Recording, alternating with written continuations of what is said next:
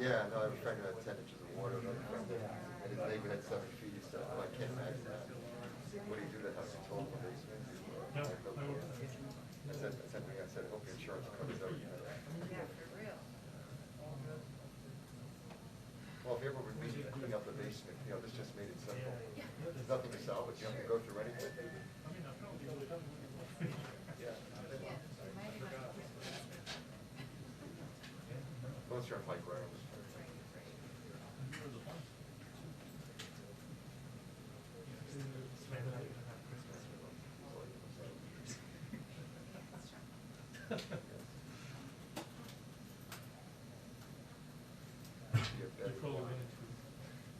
Predict the time for the next day or when it gets next. Everybody puts a bucket in whoever's closest to that. I just kidding.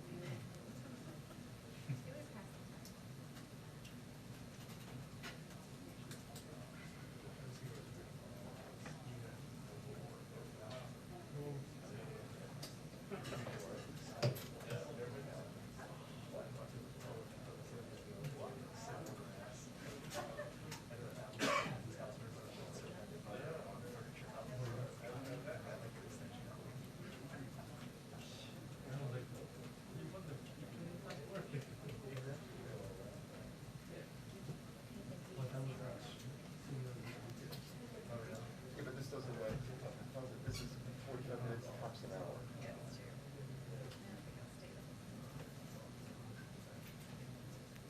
It's just the three what happens is fuckers leave and his wolf leave and I get for like a crouch next to people on the side when she gets much like get her this way as opposed to that way. Yeah. I don't know yet the credentials for the 555, so I got plenty of time to edit the files.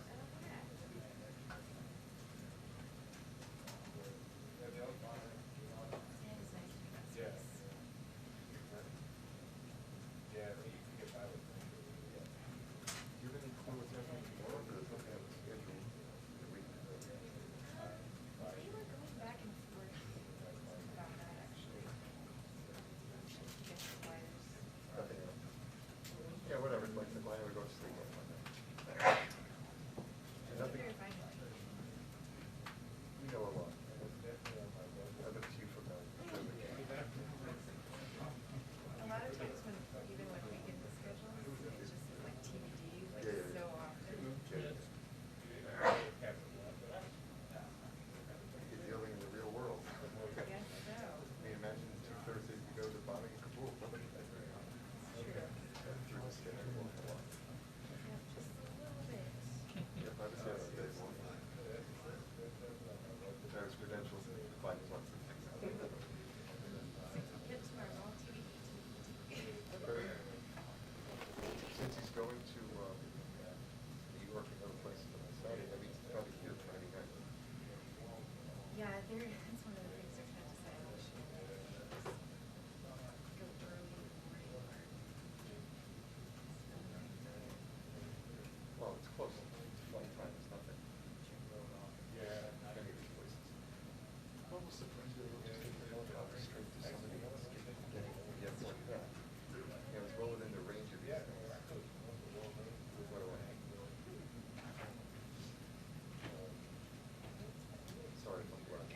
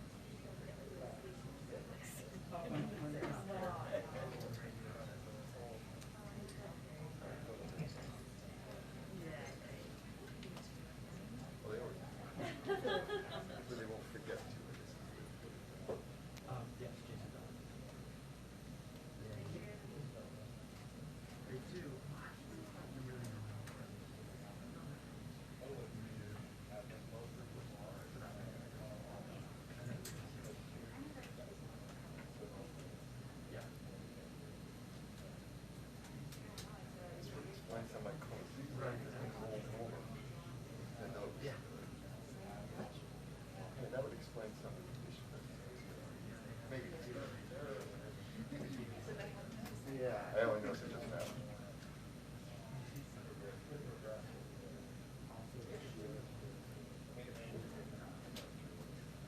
There's actually a couple of different colors there. So when does this happen? Like that woman is like, whatever.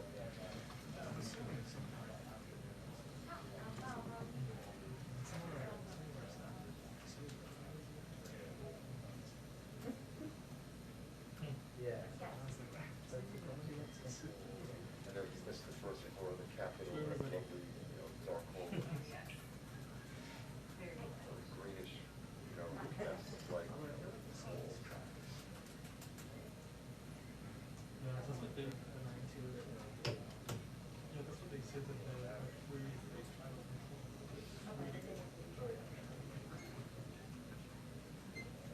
better than this one.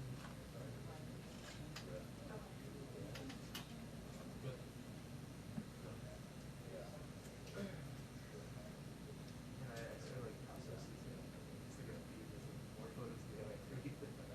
can anybody else start the Olympics? Then the same thing on what's the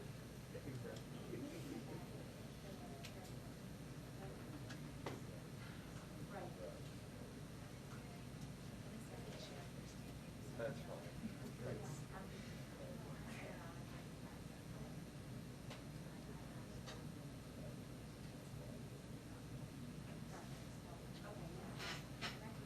First of all, there you go. It's a couple free seats there.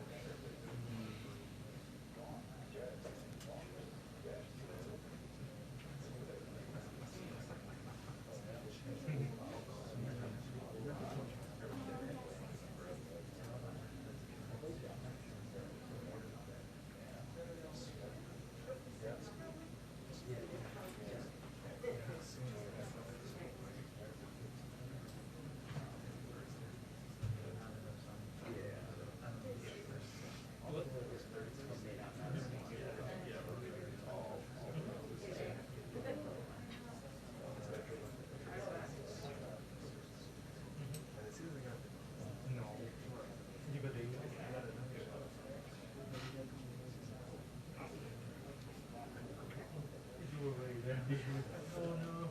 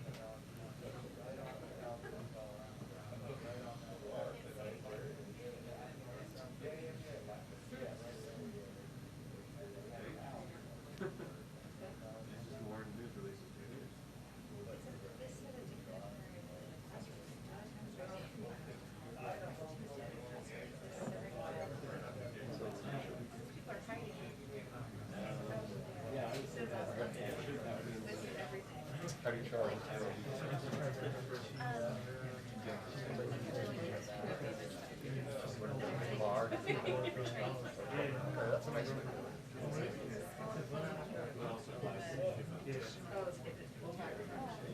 Right. Oh, train is very good.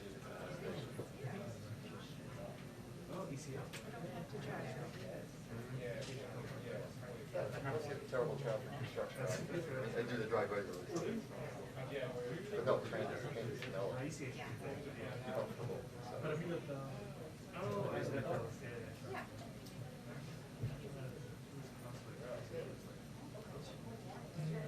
Oh, I'll tell you, you haven't been here.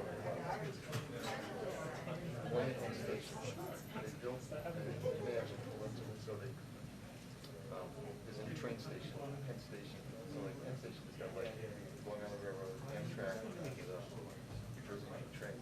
because when they're leaving, right, so they built the Amtrak part, now pulls into sort of a new station, new big, airy, monster, modern, very, very nice. So this Wayne had a station, and then it had, you're gonna pull into that Amtrak, that's exactly what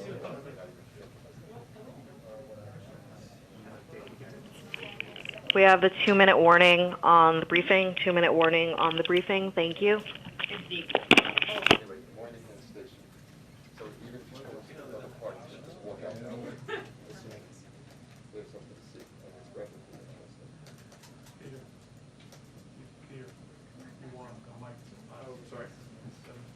On the left, right side. Oh, thank you.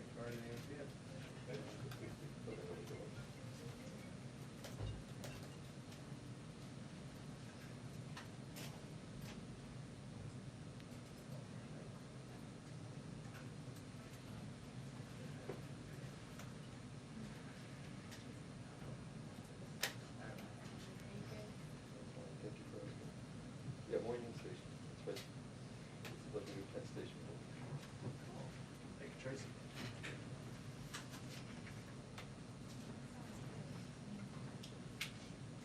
Well, you may have to work with just because that's where they've changed things around. So maybe something.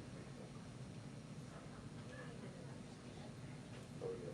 That was, well, I saw pictures of the old Penn Station. Very cool. It was like this magnificent European Penn Station. They built that as a very old Penn Station. Moynihan has like this big, airy, almost European Penn Station.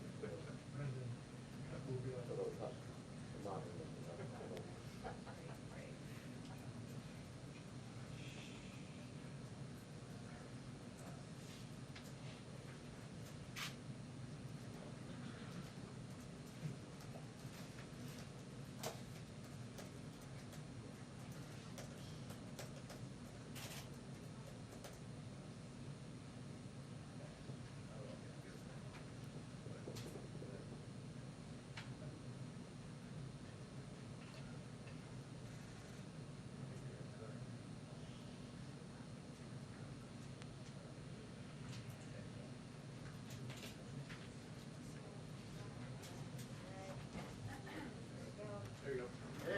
Hi, everyone.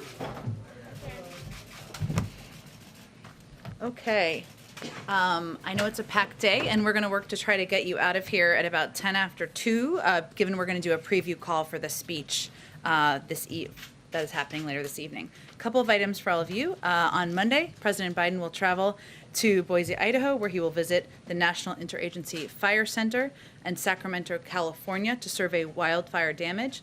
Long Beach, California, to participate in an event with Governor Gavin Newsom, starting on Monday, I should say. This is over 2 days. And Denver, Colorado, where he will participate in a Build Back Better event. The president will highlight how wildfire season is now a year-round event because of climate change, that no one is immune to climate change, and how 1 in 3 Americans have been impacted by severe weather events in recent months. About 100 million Americans. He will also speak about the economic impacts of extreme weather and the urgent need for key investments to fight climate change and in resilient infrastructure. Critical investments included in his Build Back Better agenda. In Colorado, the president will speak directly to the importance of the Build Back Better agenda and the impacts that would be felt throughout local communities in Colorado and across the country. The Build Back Better agenda will lead to more economic and job growth, more Americans participating in the labor force, and will level the playing field for working families. Also wanted to highlight this afternoon, the Vice President will meet in her ceremonial office with abortion and reproductive health providers and patients to discuss the impact of Texas Senate Bill 8 and other restrictions on reproductive care. The Vice President will emphasize that this issue is a critical priority for the administration, and she will thank the providers and activists who are fighting to protect reproductive choice in their states. Also wanted to note one more scheduling item for all of you. Tomorrow, the President, the First Lady, and the Secretary of Education will visit a local school in Washington, D.C. The President and First Lady will deliver remarks about how the administration is helping to keep students safe in classrooms and highlight some of the announcements the President is making later today on COVID. I do have one last item. Today, HHS Secretary Becerra released a comprehensive plan to lower drug prices for millions of Americans. Right now, Americans pay too much for prescription drugs, more than $1,500 per person, and far more than people in comparable nations. Lack of competition is a key factor. That's why President Biden's executive order on promoting competition requested that HHS develop a plan to address these high drug costs. This report is guided by the administration's principles for equitable drug pricing, reform through improved competition, price negotiation, and innovation. Our healthcare experts make the case that the number one thing we can do to help Americans pay less for critical medications is to pass legislation. That includes allowing Medicare to negotiate prices, enacting Medicare Part D reform, and speeding the entry of generic drugs that will compete with expensive brand-named drugs. And Secretary Becerra will present the report at the inaugural meeting of the White House Competition Council tomorrow. I know we've also sent a slew of statements into your inboxes, which all of you should have seen. One was from Emily Horn on the arrival of a Qatar Airways charter. A second one was on David Chipman. I just wanted to highlight those in case you haven't seen them yet, and we had a UI one this morning. But Zeke, go ahead. Thanks, Jen. On that statement from Emily regarding the Qatar charter flight today, how many Americans were on that flight and how many permanent residents? And then what's the updated assessment of how many Americans are still in Afghanistan? Well, as we noted in the statement, the plane just landed, and what we want to do is check all of the manifests on the ground and ensure we have the accurate number for all of you. We'll have that number out from the State Department shortly this afternoon. And then her statement says that the Taliban was cooperative in facilitating the departure of American citizens and lawful permanent residents.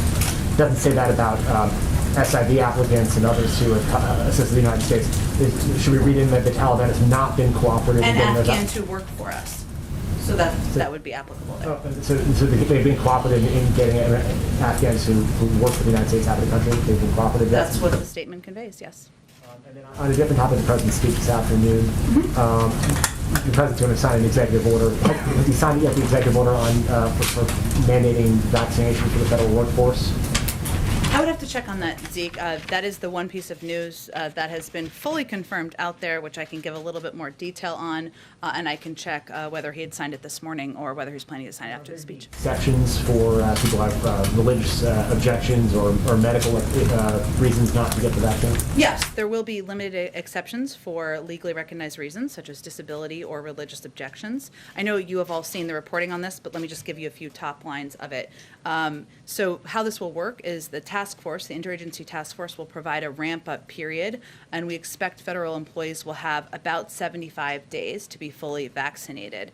That gives people more than enough time, in our view, to start and complete their vaccination series. If a federal worker fails to comply, they will go through the standard HR process, which includes counseling and face disciplinary action, face progressive disciplinary action. Each agency is going to work with employees to make sure they understand the benefits of vaccination and how the vaccines are free, easy, and widely accessible. But it will start to be applied once the executive order is signed. And any other previews you can give of what the President will announce this afternoon?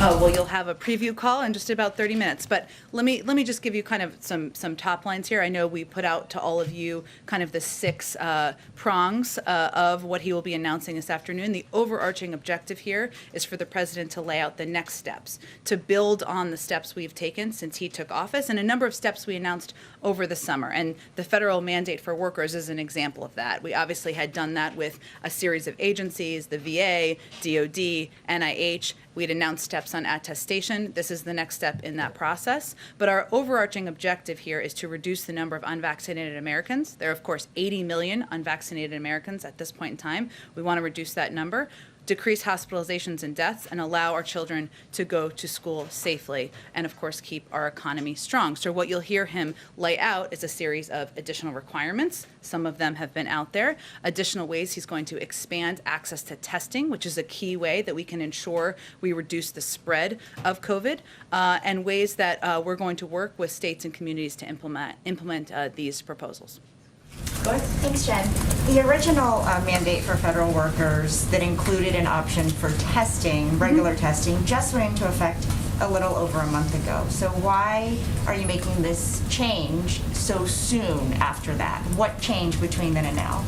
Well, we've seen over the past couple of months not only the threat of Delta, but the importance of taking additional bold and ambitious steps to get more people vaccinated. And obviously, the federal workforce is one of the largest in the country, and we would like to be a model to what we think other businesses and organizations should do around the country. So was it an increase? I'm just trying to understand because the Felicia, Delta when was we on- announced our steps a couple of months ago, we said at the time that this would be the first of a series of steps. So this is the next in that series of steps. And do you have any numbers to illustrate how many federal workers have not been vaccinated yet, or how many have? Well, that's been the attestation process that's been happening agency to agency. They really keep track of those numbers. Obviously, our objective is to get to close to 100%. There will be exemptions, as Zeke, of course, asked about, and as we have numbers to provide, we'll provide them to all of you. Just one more. Is there any reason why you're not requiring proof of vaccination and just allowing attestation, someone to, verbally say, for example, that they got vaccinated? Well, each agency will do it differently. Some agencies will have standards, do have standards already of proof of vaccination, but different agencies will do it differently. Go ahead. Thanks, Jen. The president said in July we were closer than ever to declaring independence from COVID-19. We heard from Dr. Fauci. He said the U.S. doesn't have modestly good control over the virus. Was the president overconfident in July? Well, I think what we've said from the beginning here, and you all have covered, is that this is an evolving virus, a smart virus that has produced additional variants that have been incredibly that can spread very quickly, like the Delta variant. But there are other variants, of course. When we announced the mask mandate, for example, in May, only 1% of cases were the Delta variant. So obviously, information, data evolves, and the steps we need to take to address, to get the virus under control, to help people return to normal, has to evolve as well. But did that give Americans a false sense? I mean, the title of the speech was Celebrating Independence Day and Independence from COVID-19. The president said we gained the upper hand against the virus in July. Was that premature? Well, the reason we're here is because people have not gotten vaccinated, 80 million of them. Not because of any other reason, not because of a speech, not because of CDC guidance, not because of any other reason. And so what our objective is from the federal government is to continue to take bold and ambitious steps to get more people vaccinated and protect more people. That's what our focus is on. Go ahead. Do you have a better sense, Jen, of that workforce that includes about 4 million people? Are we correct in believing that it's not the congressional branch or the judicial branches of government? It's just the federal. For the requirements, yes, it's the federal branch of government. Yes. Okay, and that workforce is about 4 million people. I believe that's correct. I can double check the numbers for you. Do you have any sense of just a ballpark of how many of those people remain unvaccinated? What are we talking about here? It's an understandable question, but what we've been doing and been implementing over the past several weeks is this attestation process, which is still underway. So we're still implementing that, and we'll have a better sense once we begin to implement the vaccination requirements. Where's the frustration level from the president that he's giving yet another speech urging Americans to get vaccinated? He has said there are limitations in what his speeches can do. Why is there any hope that this will change anything at all? Well, this speech isn't just words. He's announcing, and I would argue that the bully pulpit for any president can be quite powerful. But what the president is announcing is a series of bold and ambitious steps to address COVID, to save more lives, to protect more people. And that's what the American people can expect to hear from him today. What he will also acknowledge, and I don't know if you were touching on this or attempting to touch on this, is the frustration that tens of millions of Americans are feeling across the country. We've heard governors, we've heard leaders voice that. We've heard many Americans in the streets that you all have interviewed voice that expression of frustration. People who are vaccinated, who are frustrated that they can't go back to normal, that they're fearful about sending their kids to school when there aren't necessary requirements. And the president's speech today is going to hopefully take steps forward to help ease those fears and address that concern. Go ahead. Jen, for the people who don't choose to be vaccinated and don't fall into one of those limited exceptions, what are the consequences? Is it be vaccinated or be let go? Well, again, there are limited exceptions, but yeah, the expectation is that if you want to work in the federal government or be a contractor, you need to be vaccinated unless you are eligible for one of the exemptions. Can you tell us about Mr. Chipman? Will he be getting a different position in the administration, and does President Biden have someone else in mind for that position? Absolutely. Well, I know the statement went out, but let me reiterate some of the key pieces that were in the statement. Mr. Chipman David Chipman, I feel it's very formal to call him Mr., maybe I should, but he spent 25 years in distinguished service to our country as an ATF agent. He's a gun owner himself and someone who had the backing of law enforcement groups. He would have been an exemplary director of the ATF and would have redoubled efforts to crack down on illegal firearms traffickers and help keep our communities safe from gun violence. So to answer your question, Jeff, one, we always knew this would be challenging. There hasn't been a confirmed ATF director in 6 years, and only one confirmed director in its entire history. We knew it would be challenging. Obviously, he has exemplary credentials. He's someone the president has a great deal of respect for, and we're in active discussions with him about what role might be of interest to him in the federal government. Just lastly, Jen, can you walk us through quickly what President Biden is doing on September 11th? Sure. I know we've done an announcement or put out an advisory on that, but let me give you some highlights. He will be traveling to New York, where he will be attending an event there commemorating 9/11, the lives that were lost, the heroes who saved lives as well. There will be a number of other former presidents in attendance. I know they have announced the details of that as well. Then he will be traveling to Pennsylvania, where he will be laying a wreath to remember and commemorate the families who lost loved ones on the flight on that day, on Flight 93. And then he will be traveling to the Defense Department, where he will also lay a wreath to commemorate lives lost that day. The president felt it was important to, especially on the 20th anniversary, to remember to visit all three places that have significant meaning to many Americans, especially in those communities, and to the family members of people who lost their lives, families who are still mourning loved ones. Go ahead. Thank you, Jen. First on COVID origins. You've said from that podium that under no circumstance would President Biden ever fire Dr. Fauci. Is that still the case, since Fauci told Congress the NIH never funded gain-of-function research for coronaviruses in Wuhan, but documents published by The Intercept suggest that is not true, which would mean that he misled Congress? Well, first, I would say that NIH has refuted that reporting, and I would point you to that. But let me give you some highlights of that. NIH has never approved any research that would make a coronavirus more dangerous to humans. I'm reminded that there are previous and different coronaviruses than the existing one we're battling. And the body of science produced by this research demonstrates that the bat coronavirus sequences published from that work NIH supported were not COVID, the strain, COVID-2 strain. So what he said was correct. So his job is safe. Correct. Okay, moving on. Can you explain a little bit more about why the White House in a statement is calling the Taliban businesslike and professional? Well, I would note that in that statement, what we were announcing was the fact that a Qatari Airlines flight successfully landed in Qatar with American citizens, legal permanent residents, and Afghans on board who joined us in our fight over the last several years. We wanted to note that the Taliban was cooperative in facilitating the departure of these American citizens and legal permanent residents from HKIA. We promised we would get American citizens out. We promised we would get legal permanent residents out. We promised we would get our Afghan partners out. And we promised we'd press the Taliban to get them out. And that's exactly what we did. But you're saying the Taliban is businesslike and professional. Their interior minister has an FBI wanted poster. He's got a $10 million bounty on his head. What's the business? We are here to celebrate the return of American citizens who wanted to leave Afghanistan, of legal permanent residents, of Afghans who fought by our side, to Qatar successfully on a Qatari Airlines flight.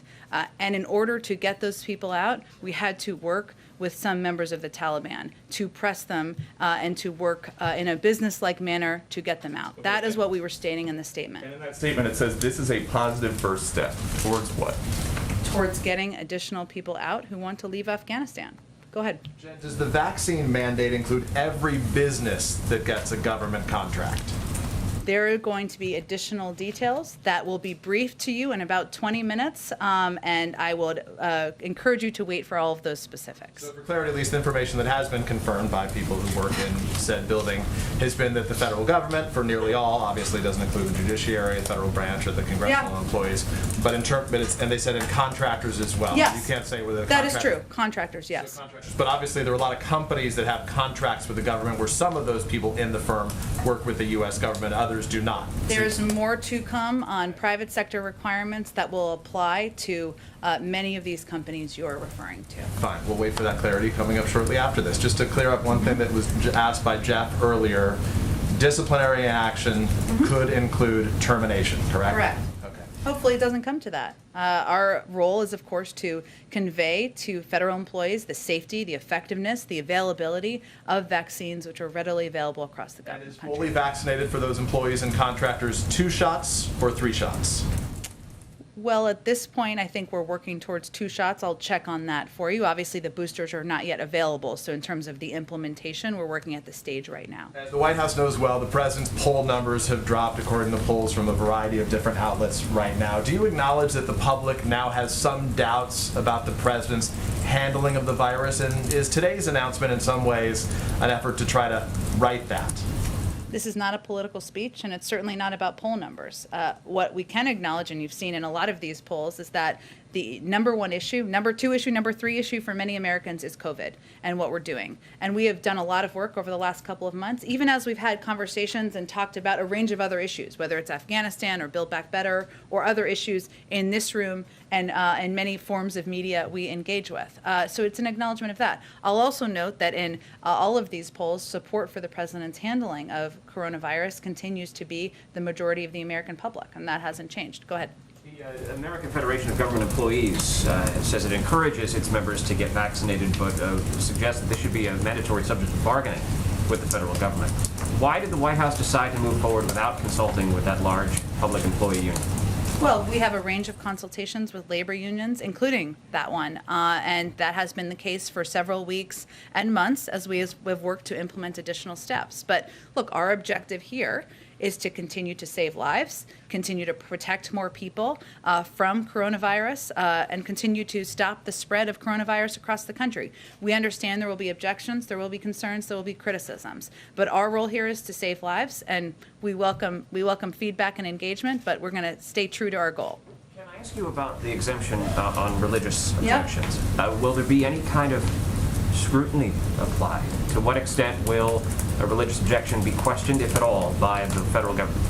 I'm sure there'll be requirements as to what, how somebody would convey what their request for an exemption would be, and I'm sure we can get you some more specifics on that. Go ahead. Jen, could we get any details on the lawsuit the administration is planning to file against Texas over the abortion law there? When is that coming? What grounds are you suing? I understand the interest. I know it's been reported on overnight, and I would note that just a couple of days ago, the president asked, the Justice Department asked the Department of Health and Human Services to urgently take any steps, to look into what steps they have the authority to take to protect women's access to health care. So we'll let the Department of Justice announce any steps that they might take. Hopefully we'll hear more from them soon on that, but beyond that, the reports are entirely consistent with what the president has been calling for. Other topic, are you concerned at all about Rahm Emanuel's nomination to serve as ambassador to Japan, given the recent statements from progressives and activists? And what do you say to the criticism that his handling of the police killing of Muhammad McDonald is disqualifying? Well, The reason the president nominated Rahm Emanuel to serve as ambassador to Japan is that he has a record of extensive experience as a public servant, as somebody who was elected in Congress, and he thinks he would be somebody who would represent the U.S. interests in Japan. So that's the reason he nominated him. Go ahead. Any comment on the police killing and how I don't have any further comment related to the nomination. Go ahead. A couple questions on the vaccines. I wanted to clarify first that agency by agency is how essentially vaccine mandates will be determined. So some could have a proof of vaccination card, some may have a verbal attestation. It's determined by agency. Correct. Okay. The other thing I wanted to ask you about is a couple months back, July 23rd, I had asked you if there was a mandate for folks working here in the White House, and at that time you had said no. Can you clarify for us what has changed in the White House's thinking about mandates? Well, we've always said that this would be a progression, that we would take steps and we would build upon them. So at the time, there were steps we announced about attestation and individuals needing to attest that they had been vaccinated or be tested. This is building upon that. Now, there's a requirement. No vaccine mandate here at the White House. Correct. I think I'm answering your question. So what?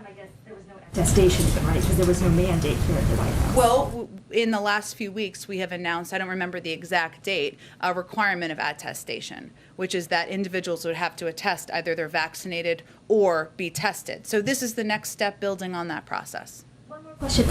Does the White House support the idea of states, governors, individual states requiring COVID vaccines in schools, obviously for older children, much the same way that they require polio, MMR, a whole list of other vaccines? It's always going to be up to local school districts and states and localities to make those determinations. But we certainly do think that mandates and places and communities where they have put mandates in place is a positive step forward. Go ahead. Yeah, I just wanted to follow up on the earlier question about the American Federation of Government Employees. They also said in their statement that they want to be able to bargain over that mandate and want to be able to do that before this requirement would be implemented. Do you expect that there will be lags with hundreds of thousands of federal workers who might extend beyond this 75-day deadline while they take up bargaining? This issue is like a bargaining issue.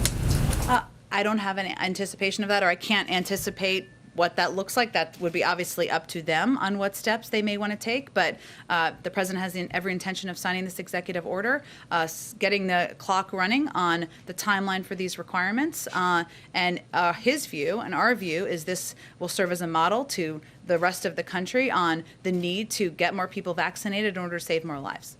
Does the administration have any plans this month for the president to announce a nominee for Fed chair? And if not, are you worried about getting someone confirmed by February? I don't have any timeline to predict for you on what that looks like. Go ahead. Yeah, following up on a previous question about David Chipman, does the White House plan to nominate a new ATF director? And what's the timeline you think on that? We certainly would at an appropriate time. I don't have a timeline on that at this point in time. Obviously, we're just announcing today the next steps on David Chipman. And one other question, you said Biden, the president, will be going to Long Beach on Monday to campaign for Governor Newsom. There's a lot going on right now. Obviously, he's given a big speech tonight about the COVID pandemic and new restrictions on that. Why does he think it's important to go to California to campaign for the governor at this point? Because the election is Tuesday. Well, why is it an important election for the? Why is it important for the president that Governor Newsom continue on? Well, I would say that the president remains quite popular in California, as he does in Virginia and other states where there are competitive elections this year. And certainly we don't go campaign in states where we aren't wanted, but hopefully this will be helpful to the efforts of the governor. Go ahead. Can I clarify on the September 11th plan? So are there plans on the day of for President Biden to actually deliver remarks on the anniversary? It's a good question. The events are not set up that way. We because he's attending an event with several other former presidents and of course former prominent officials in the morning in New York. In order to get to all of the events, it just doesn't work that way. You will hear from him in the form of a video in advance, or that will be available that day, I should say.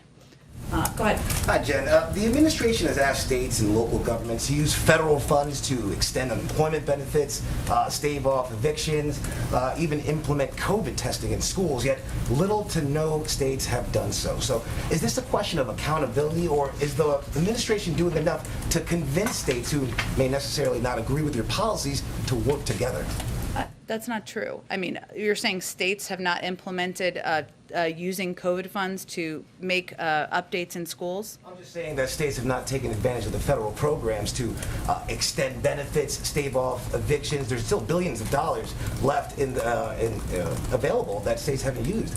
You're right, but just to be very careful here, we can't combine all those things because that is not all accurate. We have said a number of times from here that it is imperative that states take advantage of the funding that is available to stave off evictions. Absolutely. And they have the funding needed to implement a version of a federal eviction program, even as the Supreme Court ruled as they have, and even as there are not enough votes in Congress. That is absolutely true. And we have taken a number of steps in the federal government, reducing red tape, changing their requirements to make it easier for people who are trying to stay in their homes to provide documentation that's requires a little bit less red tape. We've been in touch with governors, with leaders, pressing them to get this money out to landlords and to tenants. We've seen some success in certain states and certain communities who have benefited from a reduction of the red tape and benefited from our engagement, and we're going to continue to press forward on that in the days ahead.